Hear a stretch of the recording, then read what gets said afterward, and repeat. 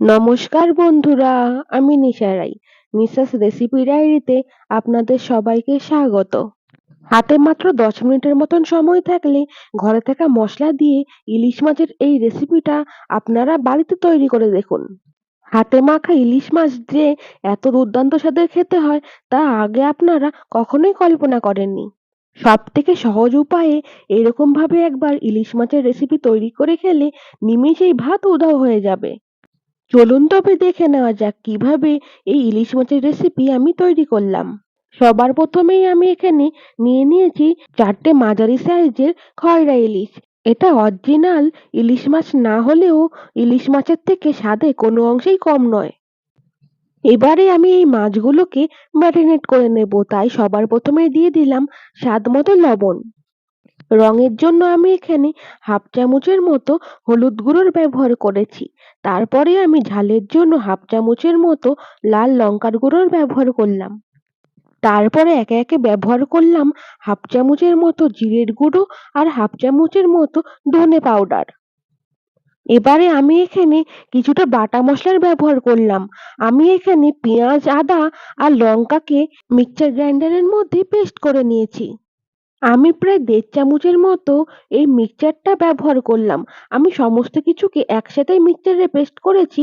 আপনারা চাইলে আলাদা আলাদা করেও পেস্ট করে নিতে পারেন। আর সবশেষে এই রেসিপির প্রধান উপকরণ সর্ষে আর পোস্ত বাটা। আমি 3 চামচের মতো সর্ষে আর 3 চামচের মতো পোস্ত একত্রে মিক্সচার গ্রাইন্ডারের মধ্যে পেস্ট করে নিয়েছি। আমি এই রেসিপির জন্য হলুদ কালারের সর্ষেটা ব্যবহার করেছি।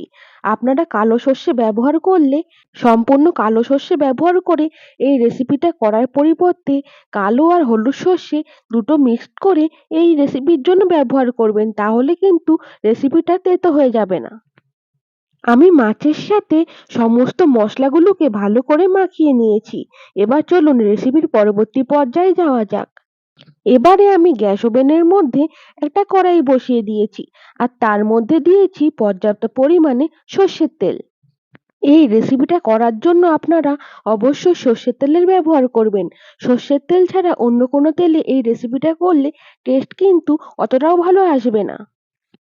তেল গরম হয়ে যাওয়ার পরে আমি ফোড়ন হিসাবে এখানে সামান্য পরিমাণে কালো জিরের ব্যবহার করেছি। তারপরে এক এক করে ম্যারিনেট করা মাছগুলোকে গরম তেলের মধ্যে দিয়ে দিলাম। গ্যাসের ফ্লেম এই পর্যায়ে অবশ্যই মিডিয়ামে রাখবেন। তারপরে আমি এখানে একটা চপ করা টমেটোর ব্যবহার করলাম। আপনাদের এই পর্যায়ে আর কোনো রকম মশলা ব্যবহার করার প্রয়োজন নেই। সমস্ত মশলাই আপনারা মাছ ম্যারিনেট করার সময় ব্যবহার করবেন। এবারে যে পাত্রের মধ্যে আমি সর্ষে আর পোস্ত বাটা রেখেছিলাম সেই পাত্রের মধ্যে সামান্য একটু জল দিয়ে সেই জলটা এখানে দিয়ে দিলাম। পর্যাপ্ত পরিমাণে জল দেওয়ার পর মিডিয়াম ফ্লেমে রেখে মাছগুলোকে ঢাকা দিয়ে হতে দিলাম। এই রেসিপিটা রান্না করা ভীষণই সহজ। ঘরে থাকা অল্প উপকরণেই আর অল্প সময়ের মধ্যে এই রেসিপিটা রান্না করা সম্ভব। কোনো রকম মাছ ভাজা কিংবা মশলা কষানোর ঝামেলা ছাড়াই সহজেই এই রেসিপিটা আপনারা বাড়িতে তৈরি করে নিতে পারবেন। আর এই মাছগুলো এত নরম হয় যে আপনারা 10 মিনিটের মধ্যেই সম্পূর্ণ মাছটা রান্না করে খেতে পারবেন। আমি ঢাকা তুলে একবার ভালো করে নাড়িয়ে দিলাম। মাছ কিন্তু এখন প্রায় 70 থেকে 80% এর মতো কুক হয়ে গেছে। আমি আরো 2 মিনিটের মতো ঢাকা দিয়ে মাছগুলোকে রান্না করে নেব।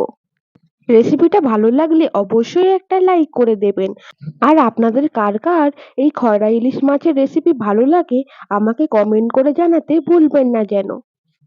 প্রায় 2 মিনিট পর আমি ঢাকা খুলে উপর থেকে সামান্য পরিমাণে ধনেপাতা কুচি ছড়িয়ে দিলাম। এতে খুব সুন্দর একটা ফ্লেভার আসবে। এই রেসিপিটা থেকে এত সুন্দর একটা গন্ধ বেরিয়েছে যে গন্ধেতেই পুরো ঘর একেবারে ম ম করছে। যারা আমার চ্যানেলটাকে এখনো সাবস্ক্রাইব করেননি তারা অবশ্যই আমার চ্যানেলটাকে সাবস্ক্রাইব করে আমার পাশে থাকবেন। মাছের এই রেসিপিটা একদম পারফেক্ট ভাবে রান্না হয়ে গেছে। এবার আমি অন্য একটা পাত্রের মধ্যে তুলে নেব। আপনারা এই রেসিপি ফলো করে হাতে মাখা ইলিশও কিন্তু রান্না করে খেতে পারেন। খেতে কিন্তু ভীষণই দুর্দান্ত স্বাদের হয়। গরম ভাতে এইরকম একটা রেসিপি হলে এক নিমিষেই কিন্তু ভাত উধাও হয়ে যাবে। যাদের কাছে মাছ রান্না করা ভীষণই ঝামেলার একটা কাজ, তারা এইভাবে একবার হাতে মাখা মাছ তৈরি করে দেখতে পারেন। কম ঝামেলায় সামান্য উপকরণে এইরকম ভাবে দুর্দান্ত স্বাদের একটা মাছের রেসিপি তৈরি হবে যে সবাই এই রেসিপিটা খেয়ে আপনার সুনাম গাইবে। রেসিপিটা আজ এই পর্যন্ত। দেখা হচ্ছে পরবর্তী কোনো রেসিপিতে। সকলে ভালো থাকবেন, সুস্থ থাকবেন। ধন্যবাদ।